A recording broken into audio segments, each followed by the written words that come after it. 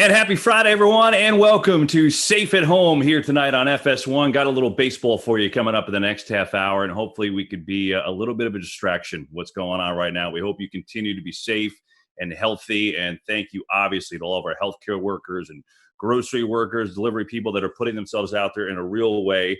And hopefully you come hang with us and put a smile on your face for a half hour. So welcome to the show. You know our guys. We got the Hall of Famer, the Big Hurt. Frank Thomas is here. A-Rod, Alex Rodriguez is here. And as usual, our insider, Ken Rosenthal, joins us as well. I'm Kevin Burkhardt. And why don't we start out with some news? And Kenny, we'll start here with you. And I know that, every day in this country is a fluid situation, so we don't know anything just yet. But ideas are being floated about, like the one about baseball playing exclusively in Arizona to kind of quarantine, keep everything together. It's one idea. What do you think about it, and what's the latest on it? The latest is that there's no latest, Kevin. There really hasn't been any further discussion on it beyond one meeting between the union and MLB that took place earlier this week. It was less than an hour in time. So I don't know that it's really developed in any meaningful fashion, but it is an interesting plan. And the way you have to look at it, in my opinion, is that if this is the only path going forward, 30 teams at a centralized location in Arizona, quarantined essentially, then baseball has to consider it. And what is interesting about it is that there are government agencies where some officials are on board with this plan already. They believe it can be accomplished safely. Now, obviously, that's open to debate. And also in a situation like we're in, where we really don't know how things are going week to week, how things might turn, it's really difficult to predict what might happen. But the pros for this are, if this is the only path to go forward, well, then it is a zero-sum game, this or nothing. And you'd rather have baseball in some fashion than nothing. From a financial perspective, you have to look at it the same way. Right now, there's no revenue in the sport. Players are getting their $170 million lump sum to divide among 1,200, and that's it. If you can get some revenue from television contracts, other advanced media, and players can get paid in some fashion, positive.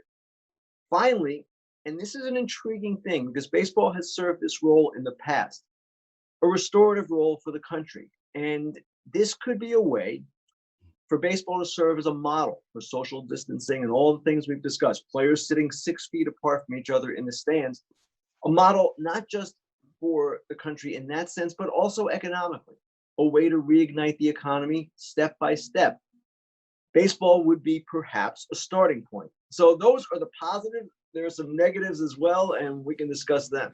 Hey, I like any idea that gets baseball back, and obviously, if there's no fans, we as TV partners would have a huge part in getting that out so everyone can watch it. My one question is this, and I know I can't wait to hear what Frank and Alex have about this. It's about the heat. I get all the stadiums that are there. I get Chase Field. You could obviously use, which is indoors. That's no problem. But if you're going to use all these spring training facilities, it's 110 in Arizona in the summer. So I'm guessing just super early or late games, or has that even been bandied about yet? It's been bandied about, Kevin, but there are no good answers. Yeah. And you're absolutely right. It's a factor. And Joe Madden made the point to me that one issue with the heat is not simply the playing of the games, but getting ready for games and practicing and all of the things that you would do normally. It's not easy to accomplish when it is 110, 120 outside. So that's one problem. Another problem, obviously, is the risk. It's a question. Now, you can say that the players would largely be safe because they are younger guys in excellent physical condition, but this bubble, this protective bubble, would consist of thousands of people, not just the players, but the hotel workers, security guards, all the people who would be involved, television people.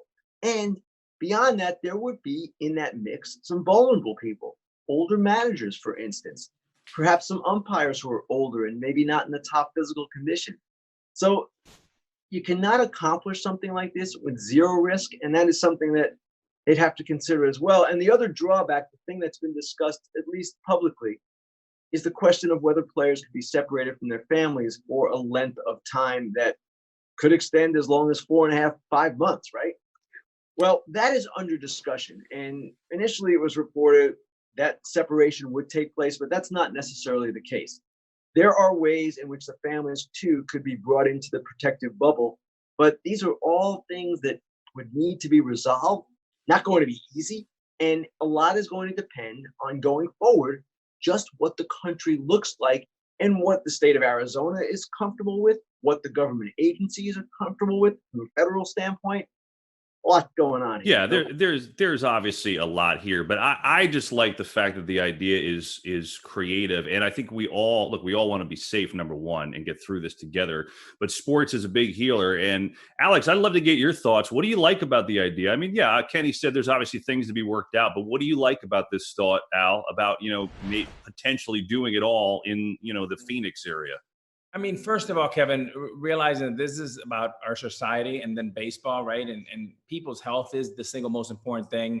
Assuming that there's testing and the health concern is out of the way. I love everything about, like you, playing baseball, promoting baseball, being a leader in this community that just wants to be entertained, wants to smile, wants to take their minds and hearts away from all the challenges that you have now. I will say this from a player's perspective.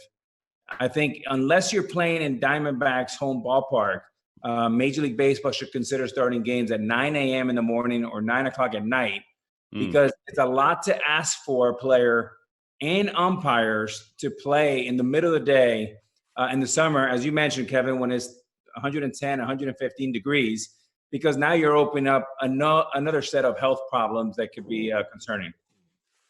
Frank, how about you?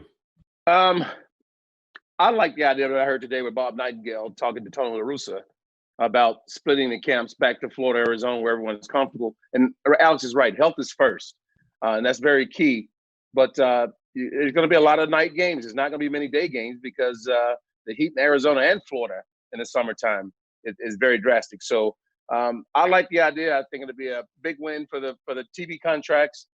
Baseball all day, give the fans at home something to watch all day long that's current and live. But I think Major League Baseball could do a great job of keeping guys quarantined and keep everyone healthy. But I am worried about the heat, just like the other two guys are. But I could see a schedule that is beneficial to the nighttime and it can help everyone. For the best access, perspective, and personalities in all of sports, follow us at Fox Sports on Twitter, Facebook, Instagram, and YouTube.